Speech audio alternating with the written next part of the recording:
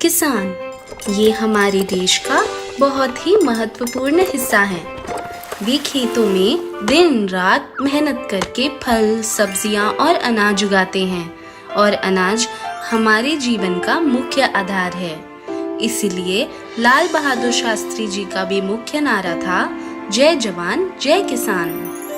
तो आओ बच्चों, ऐसे ही एक किसान की दिलचस्प कहानी सुनते हैं। रामपुरा नाम के गांव में एक इस्माइल भाई नाम के किसान रहते हैं। उनके पिता खेती करते थे, लेकिन ज्यादातर समय वे नुकसान में ही रहे। इसीलिए उनका परिवार उस खेती को बेच देना चाहता था, लेकिन इस्माइल भाई उनके विचार से सहमत नहीं थे। वे एक आशावादी और बहुत ही मेहनती इंसान थे। वे अपने पिता की तरह ही खेती करना चाहते थे और खेती घाटे का सौदा है, इस सोच को भी बदलना चाहते थे। आखिर उन्होंने अपने परिवार वालों को मना ही लिया। कुछ सोच विचार के बाद उन्होंने आलू की खेती करने का तय किया और उन्होंने अच्छे आलू उगाने की पूरी जानकारी इंटरनेट की सहायता से हासिल की। इंटरनेट से खेती के नए तौर तरीकों की पढ़ाई कर इस्माइल भाई ने ड्रिप इरिगेशन की सहायता से खेती शुरू की, जिसमें कम पानी में ज़्यादा खेती की जा सकती है। उनके परिवार ने उनका पूरा साथ दिया। कड़ी मेहनत और परिवार के साथ ने आखिर रंग दिखाया और उनके खेत में आलू की बहुत ही अच्छी फसल पैदा हुई।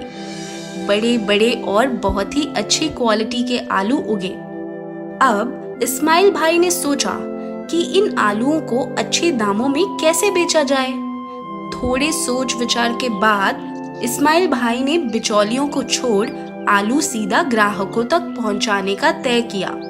इस्माइल भाई ने फिर इंटरनेट का सहारा लिया और जरूरतमंद ग्राहकों को ढूंढना शुरू किया और उनको सीधा आलू बेचना शुरू किया, जिससे ग्राहकों को भी आलू कम दाम में मिले और इस्माइल भाई का भी फायदा हुआ। उनकी ईमानदारी और अच्छी क्वालिटी के आलू के कारण उनका व्यापार बढ़ने लगा और इस्माइल भाई को बहुत मुनाफा होने लगा।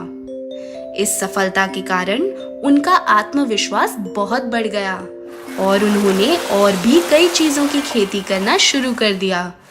धीरे धीरे इसी तरह नए तरीकों से खेती कर उन्होंने अपने पिता का सारा कर्ज भी चुका दिया और आज वे कई और किसानों की मदद कर रहे हैं। उनकी इस मदद से वे कितने ही किसानों के जीने का सहारा बन गए हैं। आज खेती के तौर तरीकों में बहुत उन्नति हुई है और इसकी कई इंस्टीट्यूट में पढ़ाई भी की जा सकती है, जिसमें खेती किस प्रकार से करें, मिट्टी की परख और किस प्रकार का खाद इस्तेमाल होना चाहिए, इन सब की जानकारी दी जाती है। तो दोस्तों, इस्माइल भाई से हमें यही सीख मिलती है कि जीवन में थोड़ी सी असफलता से निराश ना हो और लाचार बनकर किसी के गुलाम ना बने, बल्कि आशावान बने, क्योंकि मेहनत, होशियारी और समय के सही उपयोग के साथ चलने वाला हमेशा सफल ही होता है। अगर आपको हमारी स्टोरी अच्छी लगी हो तो हमारे चैनल को लाइक, शेयर और सब्सक्राइब कीजिए। बाय।